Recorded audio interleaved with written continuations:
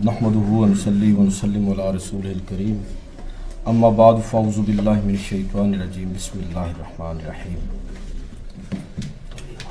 वाजिबुल एहतराम सामीन व हाज़रीन, बिलखुसूस आज की इस मजलिस के सदर नशीन और अरबाब फ़िक्र व दानिश, बहुत शुक्रगुज़ार हूँ। कई साल से नाज़िम बशीर साहब की वसातत से इस प्रोग्राम में शिरकत का मौका मिलता है। जो मौजू मुझे दिया गया, मैं इख्तिसार के साथ मकाला तो इंशाल्लाह छपेगा तो आप तफसीलन पढ़ेंगे। मैं इसका खुलासा आपकी खिदमत में अर्ज़ करना चाहता हूँ। निज़ाम रियासत हुकूमत की इस्लाह, हज़रत मुजद्दिद अल-फ़सानी रहमतुल्लाह ताला अलैह का जो मनहज उसलूब और उसकी असरी मानवियत है, इस हवाले से चंद बातें आपकी खिदमत में अर्ज़ करना चाहता हूँ कि जब हम मजहबी सियासत की बात करते हैं तो इसका मतलब होता है रियासत की इस्लामी तश्कील। बुनियादी सवाल जिसको मैं समझता हूँ कि हमें एड्रेस करना है वो ये है कि इस्लामी रियासत की तश्कील कौन करेगा। इस हवाले से अगर हम अपनी पूरी मजहबी तारीख़ और तारीख़ नबुव्वत को और उसके नतीजे में जो मुख्तलिफ़ अफ़कार और नज़रियात सोसाइटी के अंदर परवान चढ़े, उसके खुलासे के तौर पर मैं अगर ये बात करूँ तो दो तसव्वुरात, एक तो वो कदीम तसव्वुर है जो असलन हज़रत मसीह अलैहिस्सलाम का नहीं था, लेकिन उनके मज़हब के मानने वालों ने उस तसव्वुर को हज़रत मसीह अलैहिस्सलाम की तरफ ही मनसूब किया। वो तसव्वुर पापाइयत का है। आप थियाक्रेसी या हमारे यहाँ मुसलमानों के यहाँ मुस्लिम रवायत के अंदर उसके लिए जो अहले तशय्युअ का जो तसव्वुर इमामत है वो करीब करीब है, यानी मजहबी तबके की हुकूमत। एक तो रियासत की इस्लामाइजेशन के लिए ये एक तसव्वुर कदीम से रहा है कि अगर रियासत को मुसलमान करना है तो उसके लिए लाजम है कि मजहबी तबका खुद आगे बढ़े और ज़माम इक़्तिदार अपने हाथ में ले, क्योंकि तकवा और तहारत और ज़ुहद व वरा में वही वो मकाम रखते हैं कि रियासत की इस्लाह कर सके। दूसरा तसव्वुर जो है ये रसूल खुदा सल्लल्लाहु अलैहि वसल्लम की बेसत के बाद रियासत मदीना की सूरत में हमारे सामने आता है, और उसमें किसी मजहबी तबके के इक़्तिदार की बात नहीं है, बल्कि उसमें रियासत को इस्लामी उसूलों पर उस्तवार करने की बात है। खिलाफत राशिदा हमारे यहाँ जो टर्म इस्तेमाल होती है, अल खिलाफत वला मिनहाज नबुवा, उस तनाजुर में इस पूरी बहस को समझा जा सकता है। मैं ये अर्ज करना चाहूँगा कि इसके साथ इस दौर के अंदर कौमी रियासत का जो एक जदीद तसव्वुर पैदा हुआ और ख़ुद पाकिस्तान भी एक कौमी रियासत की सूरत में वजूद में आया है, तो अब सवाल ये है कि क्या खिलाफत का वो निज़ाम जिसको हम अल खिलाफत वाला मिनहाज नबुवा कहते हैं, क्या उसकी वापसी मुमकिन है? बज़ाहिर तो इस वक्त उसका कोई इम्कान नहीं। अब फिर अगला सवाल ये है कि जब उस निज़ाम की वापसी का बज़ाहिर कोई इम्कान नहीं है, ये मैं मायूस करने के लिए बात नहीं कह रहा, ज़मीनी हक़ाइक़ की बुनियाद पर बात कर रहा हूँ। जब उस निज़ाम की वापसी का फ़िलहाल कोई इम्कान नहीं, तो फिर कौमी रियासत के जदीद तसव्वुर को कबूल करते हुए और निज़ाम जमहूरियत को खिलाफत के एक मुतबादिल निज़ाम के तौर पर, जिस तरह के हमारे तमाम मसालिक के 31 उलमा ने 1951 के अंदर कराची के अंदर बाज़ निकात पर इत्तेफाक किया, तो उसमें एक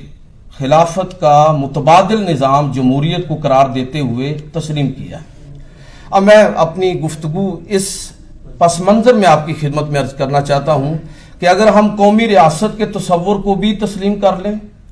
और उसके बाद खिलाफत के मुतबादिल निज़ाम जमहूरियत को भी तस्लीम कर लें, तो अब सवाल ये है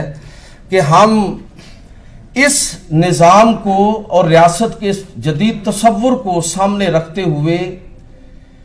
रियासत को कैसे मुसलमान कर सकते हैं, उसकी इस्लाह कैसे कर सकते हैं। ये है वो अहम सवाल, और मैं समझता हूँ कि ये आज के दौर का जिंदा सवाल है जिसको एड्रेस किया जाना चाहिए। तो हमें देखना है कि हज़रत मुजद्दिद अल-फ़सानी रहमतुल्लाह ताला अलैह की फ़िक्र और सोच इस हवाले से क्या है। लेकिन उससे पहले मैं चाहूँगा कि खुद हमारा जो रवायत पसंद तबका है उनके अफकार और नज़रियात पर भी एक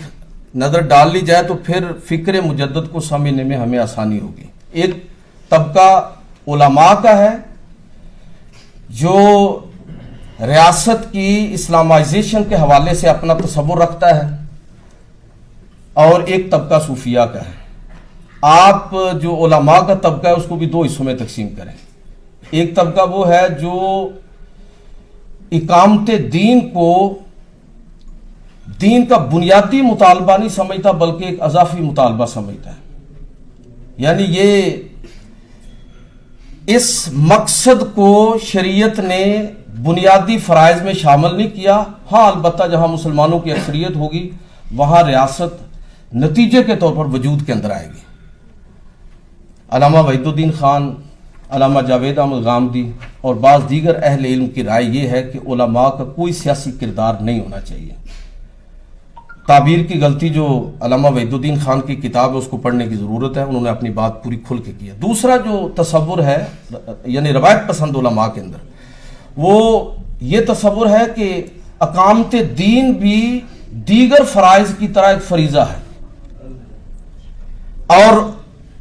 उलमा को खुद आगे बढ़कर रियासत के मामलात को अपने हाथ में लेना चाहिए, और उसके लिए उन्होंने फिर इंतखाबी सियासत को एक टूल के तौर पर इस्तेमाल करने के जवाज़ की बात की है। मैं समझता हूँ कि इस नुक्ता नज़र की सबसे नुमाइंदा शख्सियत जो है वो सैयद अबुल आला मौदूदी हैं, और उनकी पूरा लिटरेचर बिलखुसूस उनकी जो एक किताब है छोटी सी 134 सफ़हात पर मुश्तमिल कुरान की 4 बुनियादी इस्तिलाहें, जिसमें वो इलाह, रब और दीन की ताबीर और तशरीह करते हुए ये नतीजा अखज़ करते हैं कि अकामते दीन भी उसी तरह फरीज़ा है जिस तरह दीन के बाकी मुतालबात। ये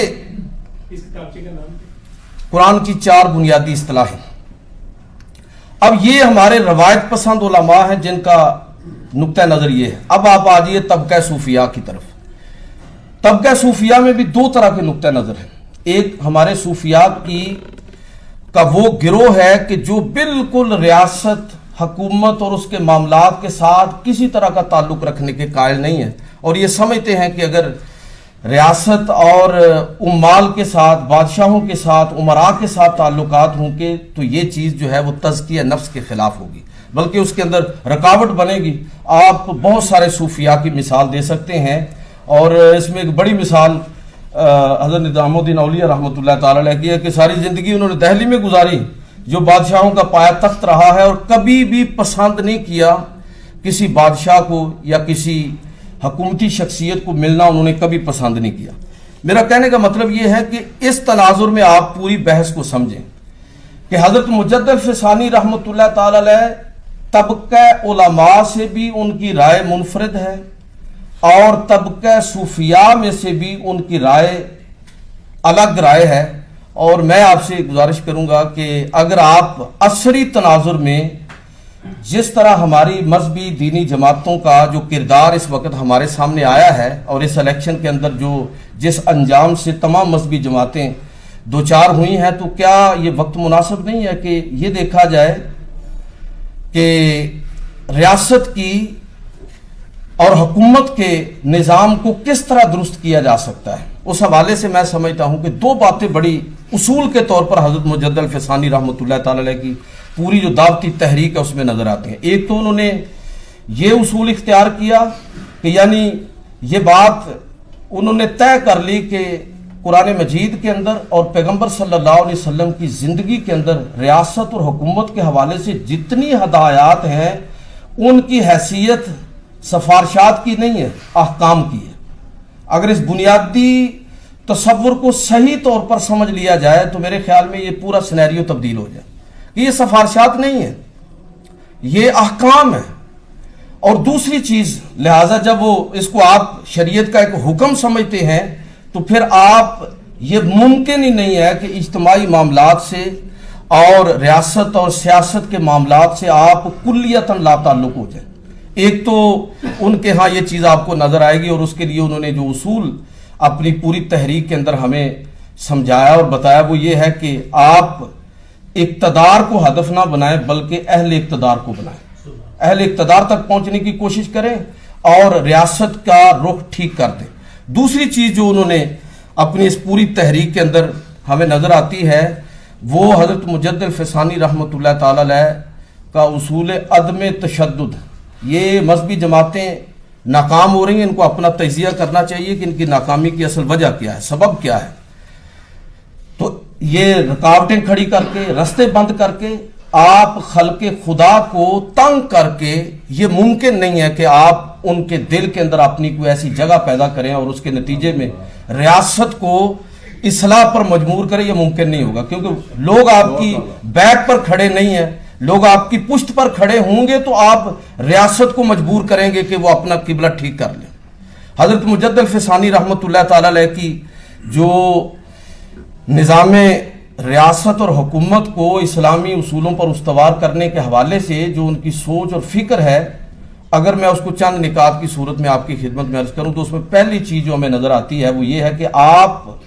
بحیثیت داعی اور مبلغ جب آپ یہ طے کر چکے کہ میں نے تخت پر قبضہ کرنے کی بجائے اہل تخت کو اور اہل اقتدار کو ٹھیک کرنا ہے اور ان کے ذریعے ریاست کے نظم کو ٹھیک کرنا ہے، تو پھر اس کے لیے وہ ایک بڑا خوبصورت ان کے مکتوبات کے اندر ایک بڑا رجحان آپ کو نظر آ جائے، وہ مکتوبات کی سماجی اور عمرانی جہت ہے، یعنی دین کا جو عمرانی پہلو ہے، سماجی جہت ہے، اس پر حضرت مجدد الفسانی رحمۃ اللہ تعالی علیہ نے بات کی۔ اور ہمارے ہاں جو بڑی ناکامی ہے ہماری جو مذہبی جماعتیں ہیں، تو ان کے جو موضوعات ہیں اور یا ان کا منشور جو مابعد الطبیعتی نوعیت کا ہے، یعنی میٹا فزکس سے اس کا تعلق ہے۔ اب یہ ایسا جزوی اس کی اٹریکشن ہو سکتی ہے، لیکن پھر مسئلہ یہ بھی ہے کہ جب یہ ایڈریس ہو جائے گا ایشو، یعنی مذہبی جماعتیں جن ایشوز پر سیاست کرتی ہیں، اگر وہ ایشو ایڈریس ہو جائے تو اس کے بعد سیاست کرنے کے لیے ان کے پاس کیا بچے گا؟ مثلا ابھی سپریم کورٹ کے اندر ایک مسئلہ ہے، اگر بالفرض آپ یہ سمجھ لیں، اللہ کرے ایسا ہی ہو کہ سپریم کورٹ اپنے رائے کو درست کر لے، تو اس کے بعد مذہبی جماعتوں کے پاس کون سا ایسا منشور یا ایشو ہوگا جس کی بنیاد پر وہ سیاست کریں گے؟ حضرت مجدد رحمۃ اللہ تعالی علیہ نے یہ بات سمجھائی ہمیں کہ اصل میں جو دعوت اور اصلاح کا کام کرنے والے لوگ ہیں، انہیں صرف مابعد و طبیعتی نوعیت کے موضوعات ہی لے کر نہیں چلنا، بلکہ انہوں نے انسانوں کے بنیادی حقوق کی بات بھی کرنی ہے، لوگوں کے مسائل کی بات بھی کرنی ہے، جس طرح کہ پیغمبر صلی اللہ علیہ وسلم ہجرت کے متصل بعد آپ نے مواخات قائم فرمائی۔ یہ مواخات مدینہ لوگوں کے معاشی مسائل کا حل ہے، سماجی مسائل کا حل ہے، بلکہ لوگ تو مواخات مدینہ کی بات کرتے اس سے پیچھے چلے جائے تو مواخات مکی بھی آپ کو ملے گی۔ میرا کہنے کا مطلب یہ ہے کہ حضرت مجدد رحمۃ اللہ تعالی علیہ نے وہ خطوط ذرا آپ پڑھیے، میں ان کا حوالہ اس وقت نہیں دے رہا، تفصیلی مقالے کے اندر وہ سارے حوالہ جات آ جائیں گے، کہ جن کے اندر آپ اپنے مریدین سے ملنے والے تحائف کو، ہدایہ کو ضرورت مندوں پر خرچ کر رہے ہیں، اور پھر یہ ہے کہ ارکان سلطنت کو خط لکھ رہے ہیں کہ میرا فلاں میں شخص کو بھیج رہا ہوں، یہ ضرورت مند ہے، اس کی بیٹی کی شادی ہے، اس پر قرض ہے، اس کے فلاں مسائل ہیں۔ تو میرا کہنے کا مطلب یہ ہے کہ حضرت مجدد کے ہاں آپ کو ایسی چیز نظر نہیں آئے گی کہ جب ان کو لوگ تحائف دیں اور وہ اپنے ذاتی اثاثوں کو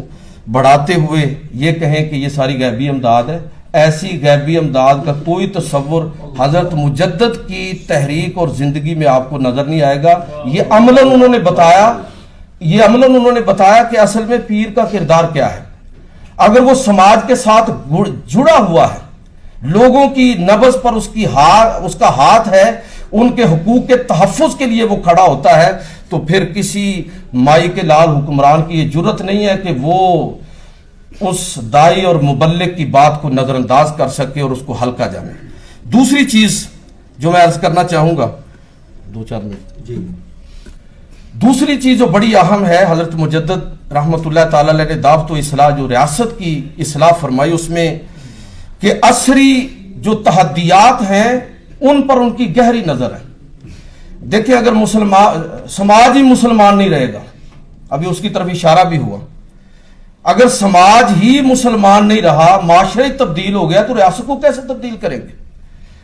यानी रियासत को मुसलमान बनाने से पहले लाजमी ये है कि, यानी मैं अगर ये कहूं कि तब्दीली रियासत का जो रजीम चेंज है, इससे तब्दीली नहीं आती। तब्दीली मेरे और आपके तब्दील होने से आती है। सोशल चेंज जो है ये रियासत के नज़म को तब्दील कर देती है। और हजरत मुजद्दिद अल-फ़सानी ने क्या किया? उन्होंने अपने दौर के जितने फितने थे उनका सही दुरुस्त इदराक किया। जो दाखिली महाज पर तहद्दियात थी, मसलन वहदत अदियान है, सुलह कुल है, और रवादारी के नतीजे में जो दीन इलाही की इजाद हुई, तो इन फितनों का भी उनको इदराक है। दूसरी तरफ ईरान के अंदर उठने वाली जो नुक्तवी तहरीक जो बरसगीर पर असरअंदाज हुई, उसको भी पूरी तरह देख रहे हैं। और फिर प्रोटेस्टेंट फिरका मार्टिन लूथर की जो तहरीक है, जिसने आलमी सतह पर इस्लाम के लिए नहीं मजहब के लिए चैलेंज पैदा किया, उस तहरीक को भी हजरत मुजद्दिद रहमतुल्लाह ताला अलैह देख रहे हैं। ये सारी चीजें, इनको उन्होंने किस अंदाज में एड्रेस किया कि सिर्फ ये नहीं है कि मजहब को दरपेश चैलेंजेस का मुकाबला किया, बल्कि उसके साथ साथ आपने ये किया कि हजरत मुजद्दिद अल-फ़सानी रहमतुल्लाह ताला अलैह ने एक नए इल्म कलाम की बुनियाद रखते हुए उन तमाम अकली, अभी मुझसे पहले डॉक्टर इमरान साहब बात कर रहे थे कि अकली बुनियादों पर खत्म नबूवत का ही नहीं बल्कि पूरे दीन के अहकाम का तहफ़्फ़ुज़ जो है हजरत मुजद्दिद अल-फ़सानी रहमतुल्लाह ताला अलैह ने किया है। और अकल परस्ती के ज़ेर असर रहने वाले लोगों को आपने बताया कि भाई दीन इस्लाम ये वो दीन है कि जिसकी तालीबात इंसान की अकल और फितरत का तकाजा है, नकल से नहीं, अकल से भी, नकल से भी साबित किया इस्लाम को और अकल के साथ भी उसको साबित किया। और हजरत मुजद्दिद अल-फ़सानी रहमतुल्लाह ताला अलैह की उसी यानी ताबीरात का नतीजा जो है, उसकी मजीद तौसी जो है वो हुज्जतुल्लाह अल-बालिगा की सूरत में हमें नजर आती है कि इस्लाम के असरार व हिकम को हजरत शाह वलीउल्लाह रहमतुल्लाह ताला अलैह ने बयान फरमाया। चौथी और आखिरी बात, और मैं समझता हूं कि ये बात भी बड़ी काबिल तवज्जो है कि आप रियासत की इस्लाह करना चाहते हैं, उसके निज़ाम को ठीक करना चाहते हैं, और जिस फिक्र पर आपने पूरे माशरे को खड़ा किया है, उस फिक्र का तहफ़्फ़ुज़ करना भी फिर आपकी जिम्मेदारी होगी कि ये सिलसिला रुके ना बल्कि चलता रहे। आप और आपके बाद, अभी अल-फ़सानी की बात आपने सुनी कि आप सिर्फ मुजद्दिद नहीं हैं बल्कि अल-फ़सानी के मुजद्दिद हैं, दूसरी हज़ारी के मुजद्दिद। तो उसके लिए आपने क्या किया कि माशरे को ठीक ट्रैक पर रखा जाए, दुरुस्त समत उसकी दुरुस्त रखी जाए। और मैं समझता हूं कि आम तौर पर हमारे यहाँ ये समझा जाता है कि दीन इलाही का रद्द करके हजरत मुजद्दिद ने बड़ा कारनामा अंजाम दिया। भाई, जिन लोगों की तहरीकों पर नज़र है वो जानते हैं, अफकार और नज़रियात का तनकीदी मुताला करने वाले अहबाब इस चीज़ को समझते हैं कि वो तमाम तहरीकें, वो तमाम नज़रियात जो हुकूमती सरपरस्ती में परवान चढ़ते हैं, हुकूमत की सरपरस्ती इधर हुई, छतरी हटी, वो ख़त्म हो जाते हैं, उनकी इतनी उम्र नहीं होती। आपके सामने मुतज़िला किधर गए, एक सदी के बाद ही ख़त्म हो गए, लेकिन ख़वारिज जो हैं वो एक मुद्दत तक उन्होंने मुसलमानों को टफ टाइम दिया। लिहाजा मेरा कहने का मतलब ये है कि दीन इलाही के बारे में आप इतने परेशान नहीं थे।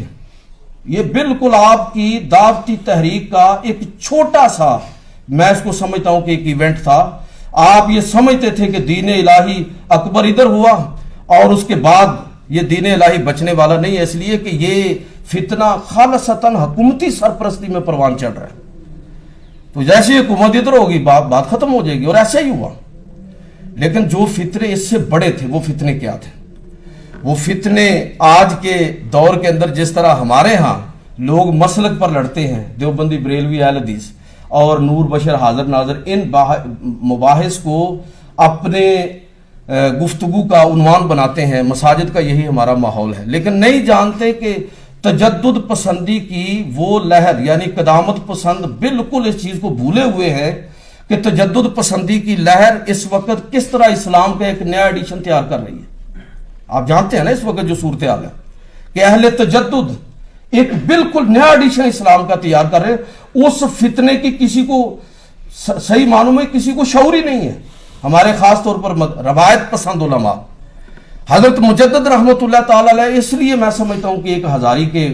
वो मुजद्दिद हैं कि वो ये देख रहे हैं कि असल में इस्लाम को मुस्तकबिल में कौन से चैलेंजेस दरपेश हो, दीन इलाही तो खत्म हो जाएगा, इससे आगे क्या है। तो हजरत मुजद्दिद रहमतुल्लाह ताला अलैह की इस फिक्र को आप पढ़ें तो वो तमाम, आप ये समझ रहे हैं कि वो तमाम फितने जिनकी नौयत समाजी है वो तवीलुल उमर होते हैं, जिनकी बुनियादें समाज के अंदर होती है, वो जो फितने गलत फिक्र पर ही सही लेकिन किसी फिक्री मुगालते पर खड़े होते हैं, वो ज्यादा खतरनाक होते हैं। और हजरत मुजद्दिद अल-फिसानी रहमतुल्लाह ताला अलैह की पूरी बरसगीर का आप सिनेरियो देखें और पूरी दुनिया का सिनेरियो देखें और फिर आपको समझ आएगी कि हजरत मुजद्दिद अल-फिसानी रहमतुल्लाह ताला अलैह ने